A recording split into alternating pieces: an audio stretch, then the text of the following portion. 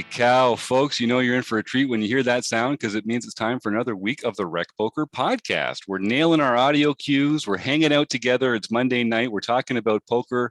What could be better? I've got the best job in the world, so I get to hang out with these members of the Wrecking Crew and illustrious guests from everywhere in the poker world. So I got to just get out there and thank the Running Aces Hotel, Racetrack, and Casino, and of course, Website Amp and Website Mark for all that he does to keep us going over here in Rec Poker Land. If you don't know about Rec Poker, it's weird that you're tuning in, but thank you for joining us.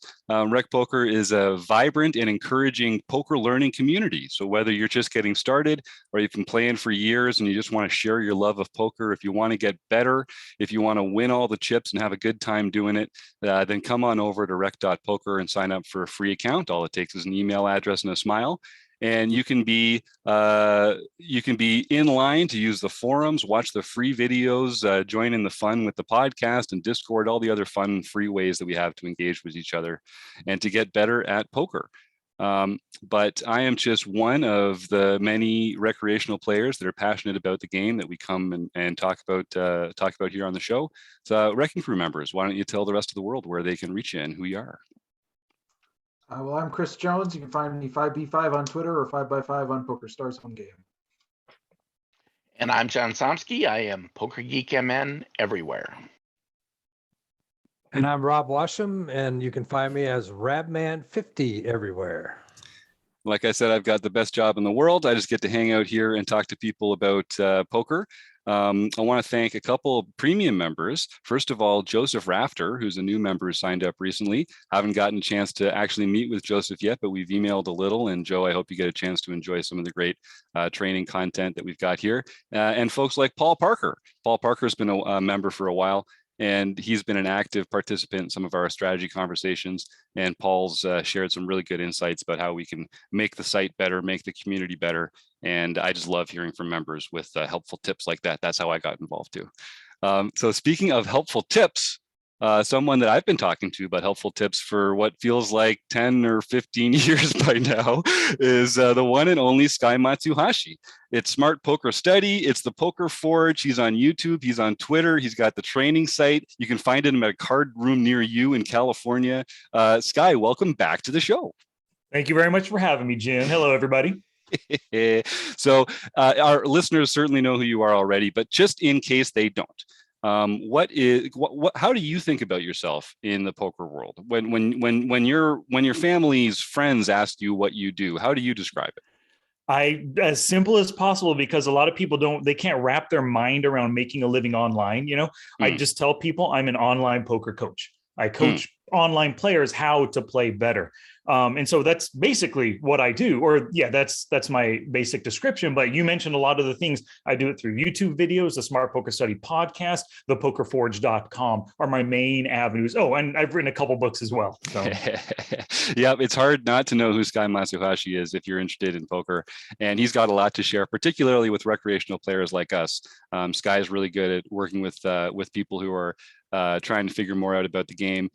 And let's talk a little bit, Sky, about I feel like what sets you apart is not only sort of the preparation that you put into it, the quality of your learning materials, but also the emphasis that you have on active study. And can you just before we even really get started, can you just talk a little bit about the virtues of active study? Absolutely. That is the best way to learn. You've all heard the expression in one ear, out the other. If you're listening to a podcast while you're driving, doing the lawn mowing, you might not really retain a lot of it, right? Active study is about the process of you're actively trying to learn whatever it is that you're consuming, reading a book, watching a video, listening to a podcast. So in the moment while you're consuming it, you are actively taking notes. Maybe you have a poker journal, Evernote on your phone, however you want to take notes, because you want to basically take note of anything that seems important to you, seems useful when you play poker the next time. So you could take those notes into the future, look at them before you actually play your poker session, review your session afterwards while looking at your notes. So that's the first step. The second step to active learning is actually deciding, oh, Sky just said that in his podcast. When I play my session tonight, I am going to practice doing that. Because action's the greatest teacher, ultimately. I can tell you everything there is to know about playing profitable poker, but if you don't actually use any of it, you're wasting your time learning. You said it. And I'm just going to, I love talking to Sky. I'm just going to roll through a bunch of this stuff. But Chris, Rob, Martha, John, any member in the chat, if you've got any questions, just jump in or type them in there. So Sky, as it happens, the last few guests that we've had on the show have talked about cash games, and they've been primarily cash players. And I know that cash is also sort of close to your heart. Why don't we start with that and just talk about how do you coach towards a cash game player versus towards an MTT player? What are the kind of different priorities or strategies that people might be employing in that way? Yeah, so cash game play. Well, for my own personal coaching, I don't coach professional players. So I don't coach professional cash game or professional tournament players. They're all recreational players. Either they just want to get better at a game that they love, or they want to start making a decent side income, 100, 500 bucks a month, that kind of a thing. So it's geared towards recreational players. And two big, I guess, aspects to my coaching is I'll take a look at your database of hands. And that's one of the reasons why I like coaching online, is because you use Poker Tracker 4, you use Hold'em Manager. We can save all your hands. We can look at your stats. We can see your win rates. We can see all the spots where you're losing and making money. So that's the first part. I look at where you're making and losing money. The second part is targeting those areas. Okay, you're making money here. Let's do this and this and this more. You're losing money here. Let's work on better strategies, or just stop doing that thing that's costing you money. And that works for both cash game players and MTT tournament sit and go players as well. Because a lot of us have a lot of tendencies that maybe we don't even realize we have these tendencies. We always bluff the flop, but we never bluff the turn. Well, that kind of stuff, those tendencies show up when I'm looking at your database, looking at your statistics and your win rates. So I can spot those trends, because I've been doing this for years, coaching students. I can spot the trends and then give you strategies to use, to practice, to see, let's see how your results change over time as you use these strategies. And that's basically how my coaching is. And it's the same for cash and tournament players, basically the same. Now, for tournament players, I don't play a ton of tournaments, so I can't give you a ton of like final table, big stack, short stack, bubble strategy stuff. I can give you some because I'm a decent tournament player, but cash games is where I excel. Right on. And when it comes to cash games, then as a player, what is it about? Because I know, and correct me if I'm wrong, you also like enjoy playing cash a lot these days. I don't think that's what you're doing more. What is it about the cash game that you enjoy? Is it the quality of playing? Is it the flexibility? Is it the strategy? What draws you to it? It's two things: the flexibility for sure, just being able to sit down and open up 1 to 4 tables, even 6 tables if I want, and just play as much poker as I want. I can play for a 10-minute session. If I suddenly get a phone call, got to do something, I can leave. It's not like I have to dedicate 4, 6, 8 hours to a tournament, whether that's live or online. You know, tournaments are a long time. And I used to be a tournament player before I had kids. As soon as the kids came around, I cannot even dedicate 2 hours in one stretch to poker. You know, so that's why cash games, I had to make the change to cash games. And so that's the first reason. Just, I love the flexibility right there. The second is you can pick and choose your tables so that you can sit at the most potentially profitable tables with the most weakest players on it. Because in a tournament, you can't choose your tables. You can choose the buy-in. At $1.50 buy-in, you're going to get a lot weaker players than a $50, than a $100 buy-in. So you can kind of put yourself in situations where you face more fish. But with cash games, you could put yourself at the best table where you're probably the first or second best at the table, and really try to pick your spots and pick on those other players. And so those are the two reasons I prefer cash games. Right on. And is there anything as a player, is there anything that you kind of like miss about the MTT part of your life, or is there anything about it that you miss? Yeah, keeping score, basically, like the competition aspect, you know. In tournaments, I mean, you're striving for first, but if you make the final 10% of players, you make the money. That's like a scoreboard thing. I made the money, and that's nice. And then you make the final table, 9th, 8th, 7th place, you work your way up. And it's just the competition aspects. It's more fun in tournaments than cash games. In cash games, it doesn't feel like a competition. It's just, I'm targeting you. You're the weakest player at the table. I'm trying to take your chips. There's no scoreboard, you know? Yeah, it's more like golf, I guess. You're playing against yourself, kind of. You like, you know, when you're up or down and what the good plays are, the bad plays are. But there is something great about that laddering up in a tournament and, you know, making those ICM plays and I understand it's a more exciting game. I'm like you. I kind of enjoyed the competitive roller coaster aspect of MTTs. But I think cash is just a better fit for my life and my own way of playing. So, and I don't have the guts some of you guys have. Just do that MTT lifestyle, man. I don't know how you do it. John, did you have something? Well, I was just going to say there are some fundamental differences between cash and tournament play. I mean, we host an online home game that's for played money chips, and that still brings out the competitive juices in people. If you do a cash game, other than, you know, playing for 20 minutes to learn it, it's really difficult for people to play well at cash unless cash is actually on the line. That's a great point. Yeah, that's a great point. Yeah, that's one of the reasons why I tell anybody who asks me, like, they want to get into poker, online poker, they say, should I play free games like on PokerStars, you know, free games or whatever? And I say, no, don't bother. If you're worried about losing money, get on a site and just deposit $50 and play 2NL or 5NL. But you have to have, that's a good point, John. You have to have some money on the line to get you to play serious, but also in hopes that your opponents kind of play serious, because it is so frustrating when it's free chips and somebody 5-bet shoves on you pre-flop with 7 deuce for the fun of it. And then, you know, you're trying to take it seriously. You got your pocket tens, you know, you're thinking you're in a good spot right here against this guy, and he cracks you with 2 pair. Now, you were way ahead with your 10s versus 7 deuce, but it's disheartening when they're making such idiotic plays that they wouldn't normally make and then catch you like that. Whereas if you're playing a $2 or $5 buy-in, at least there's a little bit more thought on their end, and they might not be doing that so much. Yeah, and it reinforces bad lessons too, right? Because then you start adjusting your play for these, you know, wild, out of control players that are just playing for play money, and that's not going to set you up very well for success. playing against other folks like that. So Sky's talking about, we had Evan Jarvis on the show last week, and he was talking about different levels of play online. So when Sky says playing 2NL, 5NL, Sky, we're talking about the buy-in for the table. So if we're playing 1 penny, 2 penny, and people would buy in for 100 big blinds, you would buy in for $2 at 1 cent, 2 cents. Is that right? Yeah, and we call that just 2NL, like 2 cent no limit. That's the size of the big blind. So 5NL, 5 cent no limit, it'd be a $5 buy-in for 100 big blinds, and so on up from there. Yeah, there you go. So a little jargon for folks that might not know. So when it comes to, there's so many different ways to study poker. It's one of the great things about it. You know, there's so many different things to study. There's different ways to study. One of the things that we've been talking about, so Chris Jones is running our membership content here at Rec Poker for our premium members. And I'm excited to announce that when this podcast comes out at the end of March, we'll just be starting our new monthly theme of learning for premium members. So in April, the theme is Final Tables and ICM considerations. And everything that we do in April is going to be themed on, well, not everything. A lot of what we do is going to have to do with final tables and ICM. So there's different ways to sort of get at it.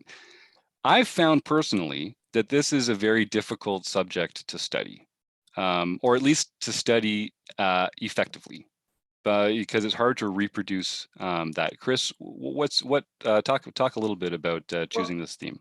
And I just to expand on that question too. I mean, I think it's in tournaments, it's probably the most important time, right? It's the time where all the money is made.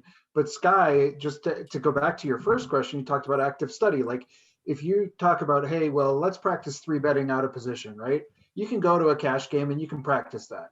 But if you say, hey, let's practice these high leverage final table ICM moments, that's harder to do, right? That's hard, but it's not like saying, hey, let's practice when we have quads, right? Like it's something that's gonna matter when it comes up, but it's hard to practice. So what are some of your thoughts about active study for these sort of like, not like things that don't matter, it's like, you know, but like things that do matter, but that are hard to, they're not as, like, you can't just put yourself in those situations all the time and practice them.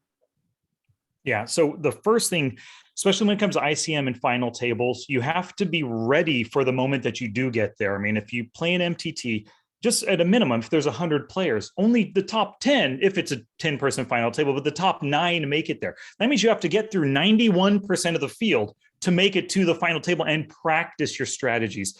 So the first thing you want to do is be ready for it. And when we talk about ICM, independent chip model, a lot of that is push fold poker. When you get down to 7 big blinds, what range should you push with? 15 big blinds, what range should you 3-bet shove with or open shove with? That's a lot of it right there. So prepare for those spots by having a push fold chart in front of you. Now, if you just look up push fold chart online, you're going to come up with tons of different sites. You can download some. The one that I've used most recently is from floattheturn.com, and you can put it as an app on your phone as well. And I'm not going to explain how to use it exactly. Once you get it, you can practice it. There's YouTube videos explaining how to use it. But basically, it'll tell you at 12 big blinds in the cutoff, this is the range you should shove. So when you're playing online and you're actually in a final table, bam, it's time to whip out your push fold chart and actively practice it. So prepare for when you're there. The second thing is try to simulate final table situations as much as possible. And the way I would recommend to do that is to play 6-max or full ring sit and goes. If you become adept at those formats of poker, you can make it into the money. 6-max, the top 2 are in the money. Full ring, the top 3 are in the money. Is that right? That's usually, yeah. Yeah, that's right. That's right. Yeah, I'm sorry. Yeah. So you have a pretty good chance of getting it into the money. And even before you get to the money, it's possible in a full ring at 5 players left, everybody might have 15 to 20 big blinds. Bam, there's your opportunity. Money's not on the line. You're not in the money yet, but there's your opportunity to start practicing your push fold poker, you know? And so that's how you can simulate that final table. And for any sit and go player, MTT player, if you have 4 hours when you sit down for MTTs, you can fit in 20 sit and goes during that time, potentially, which is potentially 20 final tables, 20 chances for you to practice your ICM push fold game right there. So that's how I would do it, simulate. The third way to study is every time you, in your Poker Tracker 4 or Hold'em Manager database, so assuming that you're playing online, cash games or live games, you can kind of do this as well, but go into your database, look at those spots where you were just dealt 15 big blinds, go hand for hand right there. You're in the cutoff with 15 big blinds, whip out your push fold chart. Oh, I could shove with King 10 suited. I only have King 9. That's a good fold that I made right there. The next hand, you're in the MP instead of the cutoff. Oh, it says I should shove with Ace 5 suited. I had Ace 5 suited. I folded. I should have shoved, you know? So go back and review the database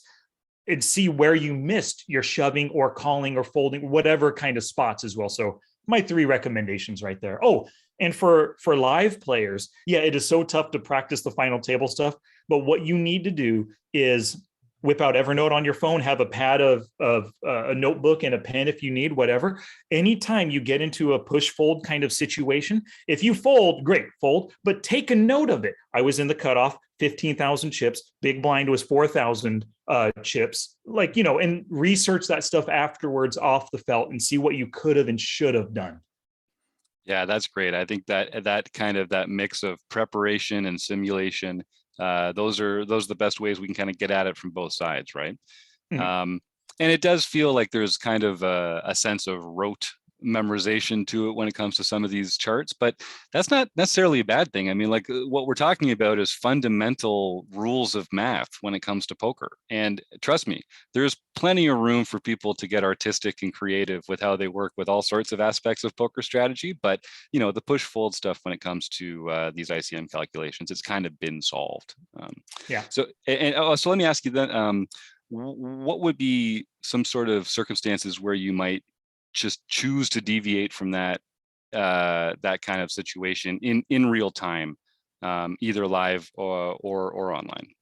Well, when it comes to push fold, that means you're committing all your chips as the shover, the raiser, or the caller. So if you're committing your chips outside of a recommended range, it's because you believe the opponent's still tacked are more likely to fold than anything. right? Mm. So maybe it's a bubble situation. The top 5 players get paid. There's only 6 players left. If you're in the button and you're pretty sure those 2 mid-stack blinds don't want to battle, like they want to make the money, you can shove with a very wide range, maybe 100% of your range, knowing that they're folding so often. So that would be the first step to going outside, deviating from the ranges. When it comes to calling an all-in shove, the same kind of thing applies. If you know your opponent is a crazy maniac, or he just is just willing to commit with subpar hands, you've seen him shove in the same kind of spot with Jack 7 suited, and you hold Queen 10 and you're not sure, well, if you know he's capable of shoving really wide, then it might be okay, especially if he's the one going all in and you still have plenty of chips behind. Maybe you can deviate from some calling strategies because you're exploiting your actual opponent. You know him, you know what he's capable of shoving with. So now I can play with my calls. Yeah, I love that. We talk all the time about how you kind of have to tailor your strategy to the people that are actually at the table with you. But in ICM situations, that's kind of tricky, because if they're not very savvy about ICM, that can actually work against you as well, as much as if they are. Like we get into this spot all the time where we think, oh, we're going to make a shove here, they can't possibly call without a premium hand, and then they do end up calling because they don't understand that the math says they should fold there, and boom, that's when you get taken out of the tournament. So I was glad to hear that, Sky, because it really does come down to just sort of like, how well do you know your opponents, right? And if you don't know your opponent, if you don't have some good information about your opponents that's telling you to deviate, then you should probably just stick to what got you here, you know? So I like that. I like that idea a lot. And if ever you're unsure and your tournament life is on the line, it's okay to just fold. It's okay to leave that hand right there and just move on to the next hand. Especially, like, imagine if you're in the big blind or the small blind. If you're in the big blind, you fold the next 2 hands, you're going to be on the button in the best position, the best chance to now shove instead of facing shoves from other players. If you're in the small blind, it's just a half big blind out there. You got the ante as well. And sometimes it sucks if you only have 8 big blinds and you're giving up, 0.75 right now. But if you're not sure about what the best play is, you don't really know the opponent, you're not sure if this hand is worth calling, just fold and commit those chips later on as the aggressive and not the calling player. Yeah, I love that. It's definitely, you'd rather be the one getting those chips in first. That's usually true in poker. Yeah, no matter the circumstance. All right, well, that's enough for ICM and final tables. We got the whole month of April to get into that.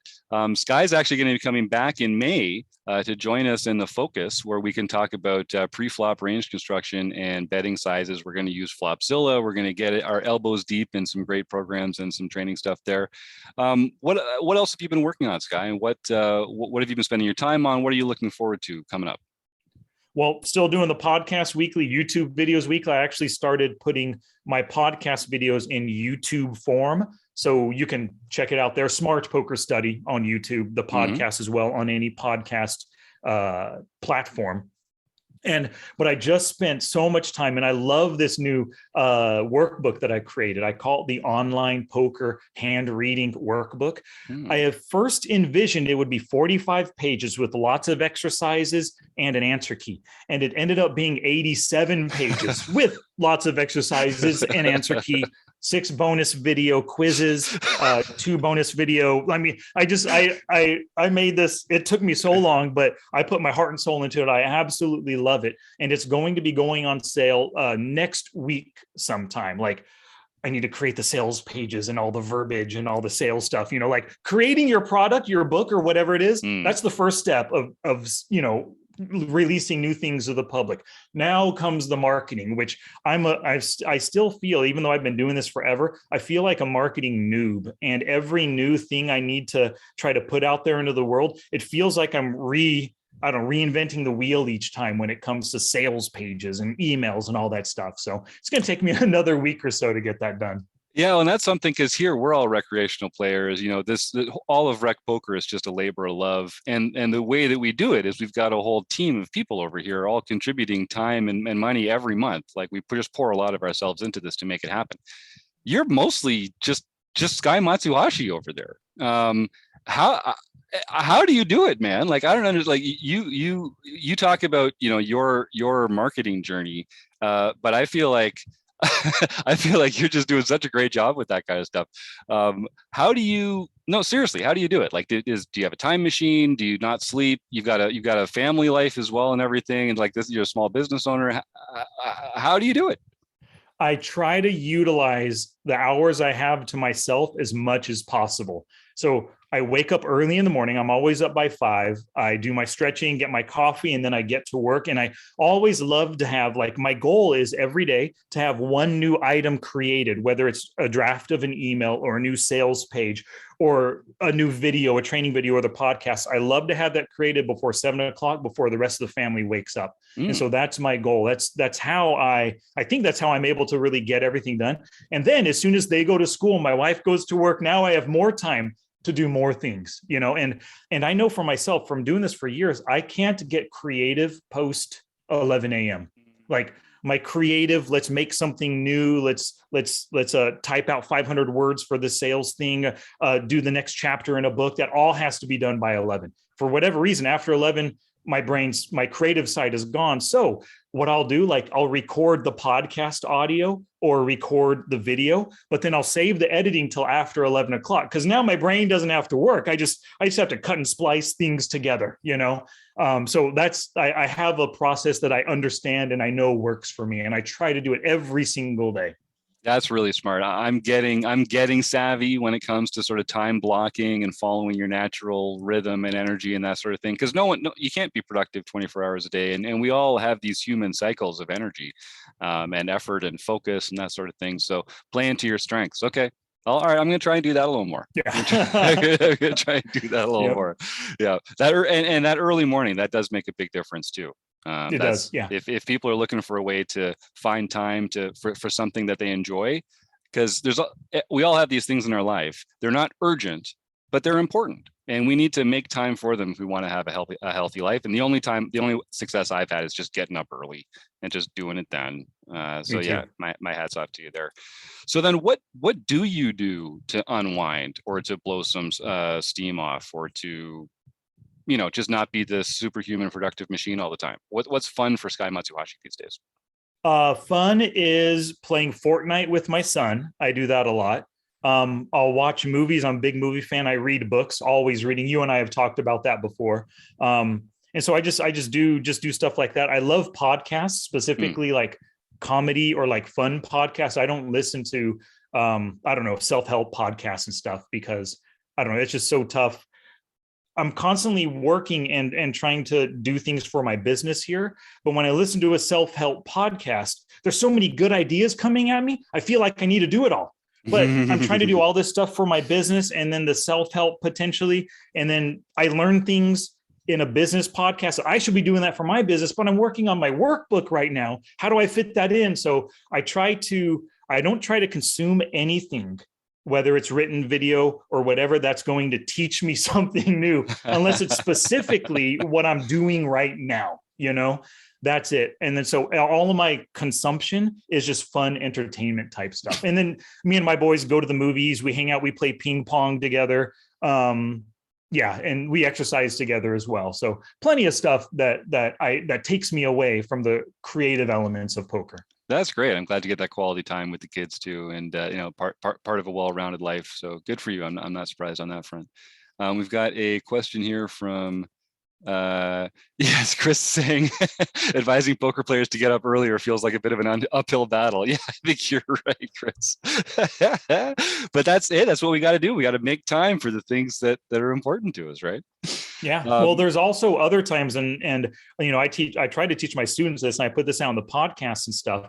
You got lunch breaks. A lot of people work a 9 to 5. They have that hour for lunch. Don't sit with it's cool to sit with your friends and shoot the crap, and have fun and everything. But you could bring your lunch to work, eat in 10 minutes. Now you got 50 minutes to study poker or play the guitar, whatever your hobby might be. Go for a walk and get healthy during your lunch break.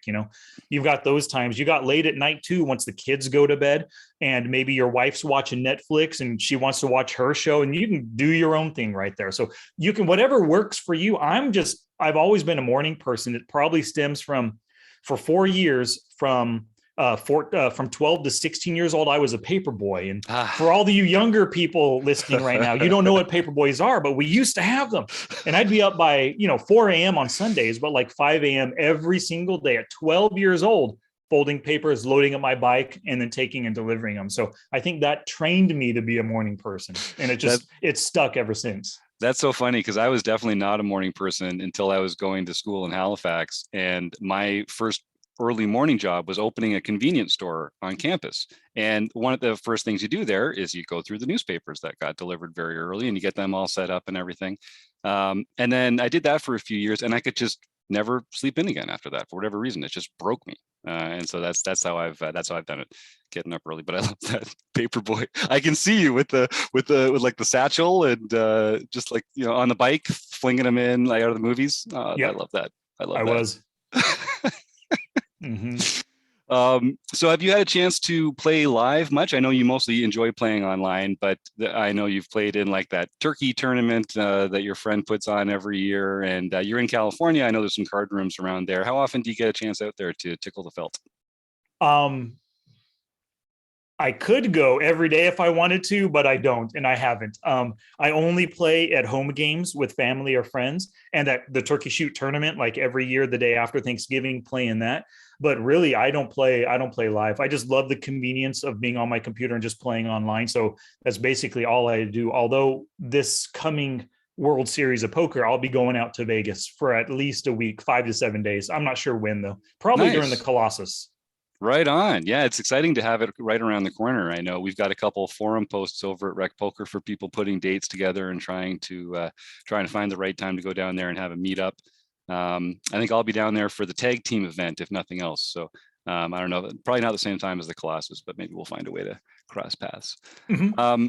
I'll give the folks here another chance to type any questions in or ask any questions, but I know we're coming up to the end of our time together, Sky. A couple other questions that I've got. So you're very plugged into the poker community. You're very active. As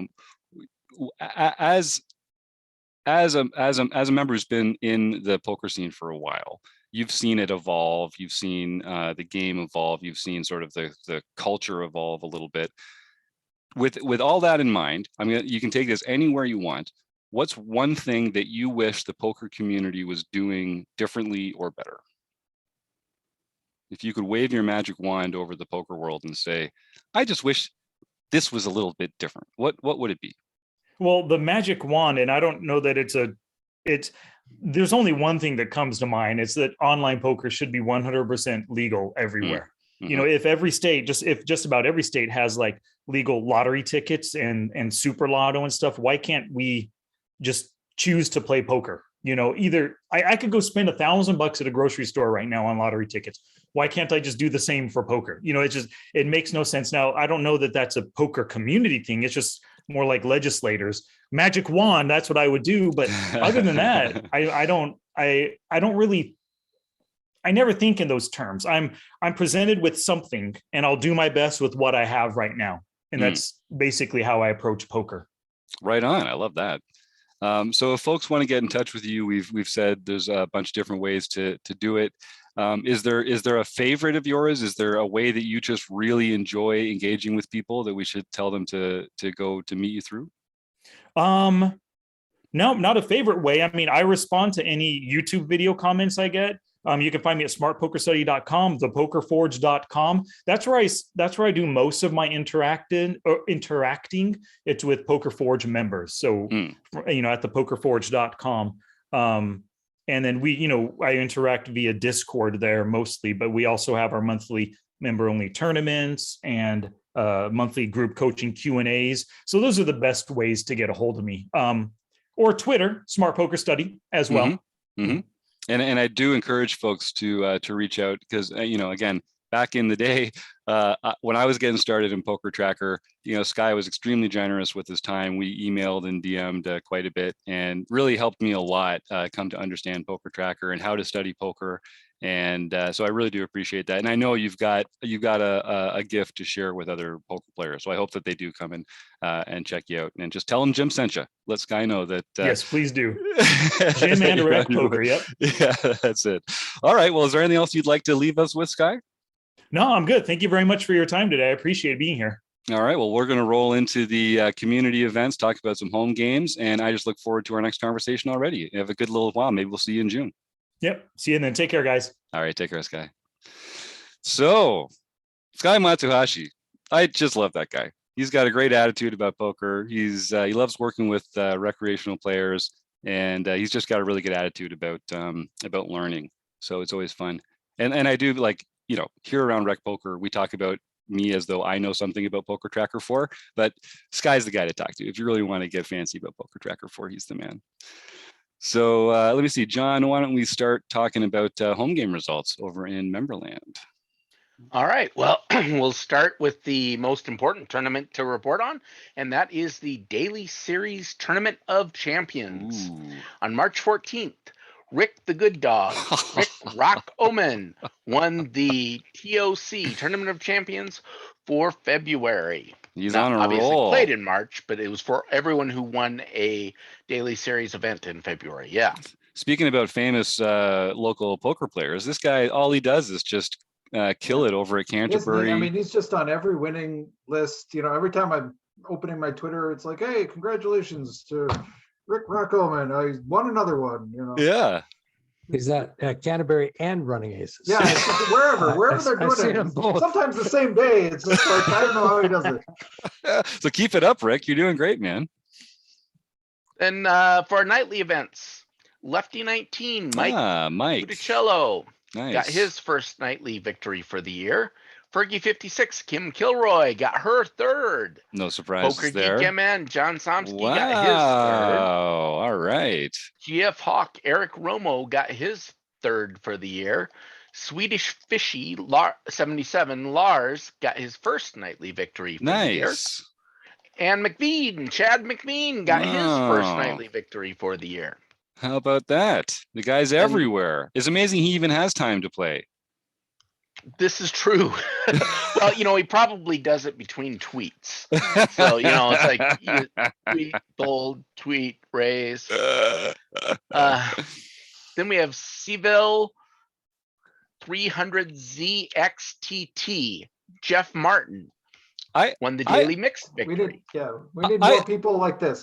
Get your names into Poker Stars and make it as hard to pronounce as possible.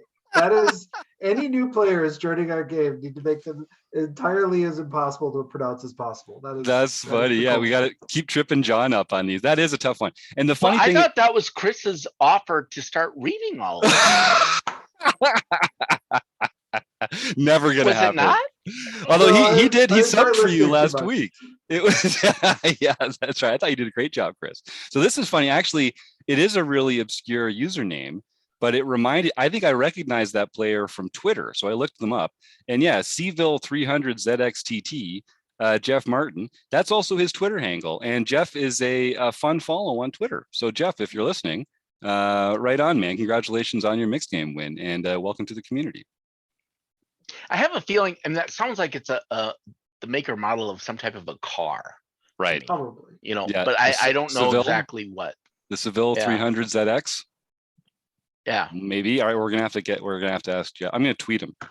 right now while we're going through. Cadillac All had a right. Seville. Yeah. There was a Cadillac Seville at one time. I don't know if they had that particular model, but And then Roadstar 33, Randy Smith, won his first international victory for the year. Randy. And B Chip, Charles Allen, got his Hey, first nice. international victory for the year. Nice. And then, last but not least, JD Cat 32, Jeff Catalano, won the Learn Pro Poker event. So you can email jim@rec.poker to get your free month at Learn Pro Poker. There you go. And yeah, Jeff, you're going to enjoy that. I think they've got a ton of great material over there at Learn Pro Poker, and they're great friends of us here at Rec Poker. So every Sunday night, if you win the tournament, the home game tournament that's free to enter, you get a whole free month at Learn Pro Poker. So yeah, send that email along, and we'll look forward to sending you that code. I'm excited. We got a bunch of great players in the rundown this week. John, do you arrange this in advance so that there's all these fun folks that we get to shout out, or is this actually just according to their merit? Yeah, this is actually just according to their merit. It's amazing Wow. how many good players we have. One fun fact, I just happened to look this up. Both Doug Drabeck, Megro 44, and um, 20 guy. Jacob Kiki, Jacob Kiki, yes. 20 Jacob guy. Kiki, Kekgeek 65 are both tied for the most number of lifetime wins. I think the Wow. number is 36. Um, So impressive. which obviously it had to be higher than 20, given that Right. Jacob got 20 just last year. Right. But so that's an amazing number. It really is. And these are not, these aren't like these aren't really small field tournaments. There's 50, 60, 70, 80 players in a lot of these tournaments. Sometimes the Saturday international series, if people show up a little early on Saturday, they can get in there with 20 players or something like that. But it's really quite an accomplishment for these players to win that many of these poker tournaments, because we are trying. We want those pins. Yep. Yeah. Well, I honestly do believe it is one of the toughest play money games you're going to find. Yeah. And that's because people here are really taking it seriously. We're trying to get better. Mm-hmm. And it's right there. Those pins, they're pretty fancy. They're pretty sweet. Asterisk. Two of them are asterisks. And we can't break any news here yet because nothing's confirmed. But there might be some new exciting prizes in some of the home games, maybe just the Tournament of Champions. That's all I'm going to say at this point. But we've got a lot of great partners that we love working with. And some of them might be putting some prizes in. I don't know. Just saying, play money tournament, big results. It's that easy. It's that easy. Come and profit. Step one, play the play money tournament. Step two, win a freaking prize. Step three, profit. I can't wait. All right. Well, that's the home games, and then kind of also in home game land, we are just coming up on the end of Marek Madness. When this podcast comes out, people will just have had time to tune in on Thursday night for the last Thursday in March. It's the finale. It's the best 2 out of 3 match for our heads up ladder bracket. And I don't know who's in it yet because we're still playing the matches as we go week by week. But it's been fun. I did a little commentary in the booth with Taylor last week. I know Chris and Tim had some fun in the booth as well. Taylor and Kim have been doing some. I'm not sure exactly who else they have lined up. But Marek Madness, folks, if you want to go to rec.poker/Marek, you can go check out some details on that and watch some previous episodes as well. John, anything else in home game land? I guess the next sort of special tournament is the June heads up bracket. That's ways off. We don't have to get into that just yet. Well, yeah, but it is good to think of as you are enjoying all of this Marek Madness. Last year, the winners of these heads up events, which we have 3 of them, in June, September and December, the 3rd Saturday of the month. And if you win one of those, then you will be playing in Marek Madness next year. It is a lot of fun. It is a lot of fun, and not just for the trash talk videos either. I guess the only other thing that's interesting about the home games, so folks might not know this, but John runs several home games for us here every week. There's the nightly one at 8 p.m. Every evening, which is usually Texas Hold'em. And then on Saturdays, we've got an international series at different times of day, but we also have the practice mixed game because we have a monthly mixed game tournament that continues throughout the year. There's a player of the year race. And to help our players get better at these new games, every Saturday night, John hosts a practice mixed game that is the same format that the next month's tournament is going to be. We're trying to do more mixed games work here at Rec Poker in 2022. So we're bringing in a ringer, Jake Hirschfield. You may have remembered him from a previous episode a few weeks ago. He's going to be joining us every month to use his platform Unshuffled to do a little demonstration of how the different mixed games are played, good strategies to use, strategies to avoid, and just a little more help when it comes to learning the mixed game. So we're starting it off easy. The game in April is Limit Hold'em. So it's going to be more about different betting sizes and betting patterns than anything else. But you can join us for the first one of these Unshuffled mixed game demos on March 30th. It's a Wednesday. It's free It's not just for premium members. If you're a community member, you can come and hang out with Jake and I and the rest of the panel here, and we'll talk about Limit Hold'em and how we're going to take everyone's chips in April when we're going in there and playing in the nightly series. So I'm looking forward to that one a lot. Yeah, so far we've had 2 mixed practice games, and in both of them, I am happy to announce that I was able to gain the chip lead at one point during those tournaments. And I am also sad to announce that I was unable to cash in either of them. So you've been playing out of Randy Smith's playbook. He's the Buddy Ricky Bobby Award winner from last year, I think, first or last. That you got go out in a blaze of glory if you're not going to get up to the top. Good for you. That is a more fun. I mean, that is the most fun way to play. Right.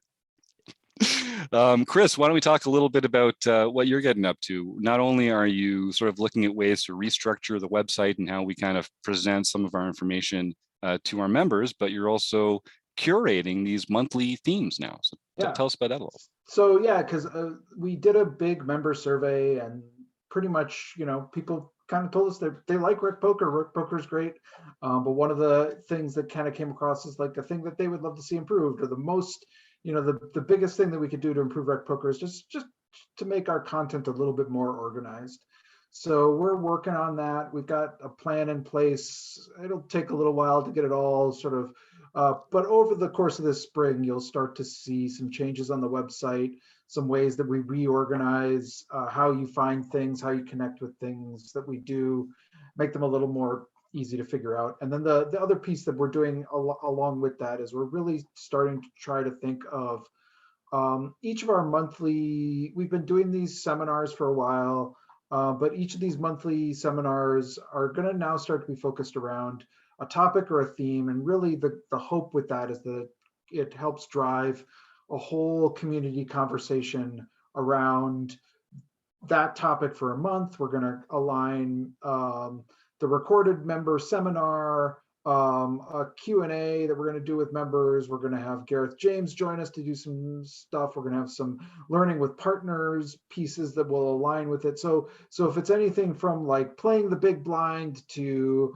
our next one is going to be, as we talked about today, sort of ICM and Final Table approaching. And then our topic in May is going to be really around range construction and what that means for bet sizing post flop, kind of like the pre and post flop and how they work together. And so we're going to be talking through that as well. And I think I'm really excited about it because I think it's a way that we've always envisioned Rec Poker as this sort of like place where we come together to learn in community. And this helps maybe organize that a little bit more and give us, a piece of the apple to bite off together. So it should be kind of fun to see how it plays out. Yeah, I think it's going to be a great complement to all the independent study that we have here, because everyone on the Wrecking Crew has their own different kinds of study group, whether it's Kim with her hand history reviews, Tim with DTO study, Keith with advanced poker training, Eric with his play, explain, and learn. I do my own study groups with PT4. And Rob's book study, which we're going to be talking about next. There's all these sort of like independent ways to study different things with people in their areas of expertise. And so this is going to be a great complement to that, where it's just we're focusing on one theme for the month, and Chris is going to kind of hold your hand and take you through it a little, and then we can all just be thinking about that same thing as we go through the month. So I am really looking forward to that. I think that's going to be a great idea. Speaking of book studies, Rob, we are currently we've buried the Modern Poker Theory, and we are on to Jonathan Little's beating small stakes tournaments. Am I getting that right? Strategies for beating small stake tournaments. Nice. I think this is I think anybody that plays recreationally can take advantage of this book. It doesn't get into a lot of the deep strategies that, GTO strategies, this and range construction, that and whatnot, but it really talks about understanding the players that you're playing against when you're in your local casino in a live setting. This is really what this book is all about. Paying attention to what they do, understanding what their motivations are, how they play, and then exploiting that those tendencies that they have. So I think it's really a, I mean, I like it. I've read it. I read it the first time probably when it first came out, probably 6-7 years ago. The concepts in it don't age. I mean, the players that you're playing against have these tendencies. They did then, they still do today. So it's really I think it's a fun book. It's a fun discussion too, because we can exchange ideas about players that we've actually played against. You say, oh yeah, there was a player at my table that was doing this, and this is the exploit I used, and I should have done this maybe, but I did this, and it's really, there's a lot of really good fun conversation. That's awesome. So, first and third Wednesdays of every month. This book is a quick one. We've had the first session. The second section will be the first Wednesday of April. This one probably. Yeah, this one will probably be over by the end of April, maybe beginning of May. So another item is to watch Twitter, because I've been putting some polls out there. We're going to try to whittle the number of potential books down to 16.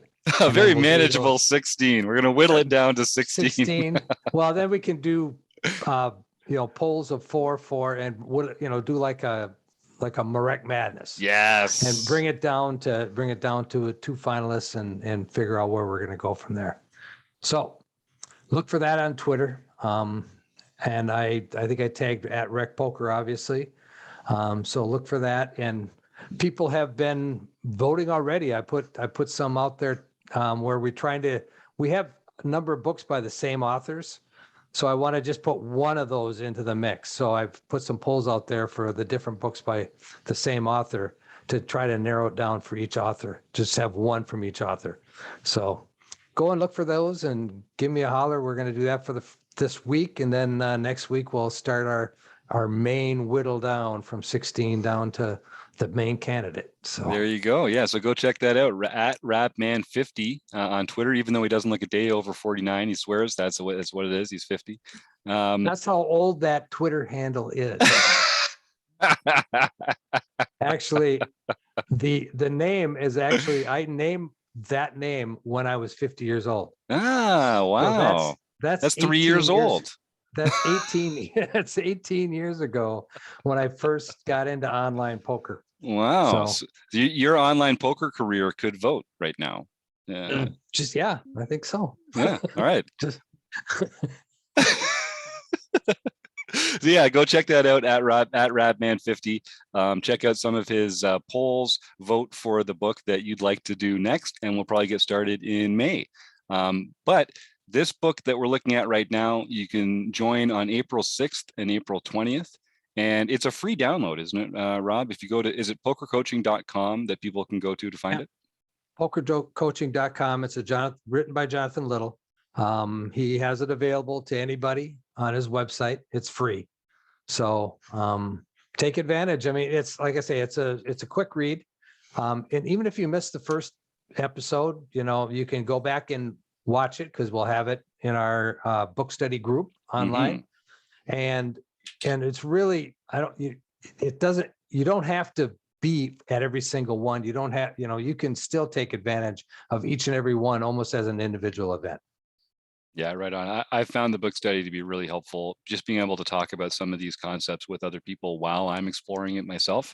Just wish I'd done more of that earlier in my poker career instead of trying to just do it all by myself. But we all learn eventually, I guess, or we don't. I did. So hopefully, if you're listening, hopefully it's not too late for you. Come find a friend, find some people to talk to about poker with, and you'll be rewarded. I have no doubt. Well, any other thoughts, folks? Any other ideas? Any other pleas? I get seeing a bunch of no's, a bunch of smiling, shaking faces. So then I guess I'm just going to thank our sponsors at Running Aces Hotel, Racetrack, and Casino, and of course, website AMP. And I'd like to thank Rob, Martha, Chris, and John for joining me here, and Sky Matsuhashi, of course, and Steve Fredlin for putting this whole thing together, and you, the listeners. So we'll talk again soon, I hope. Real soon.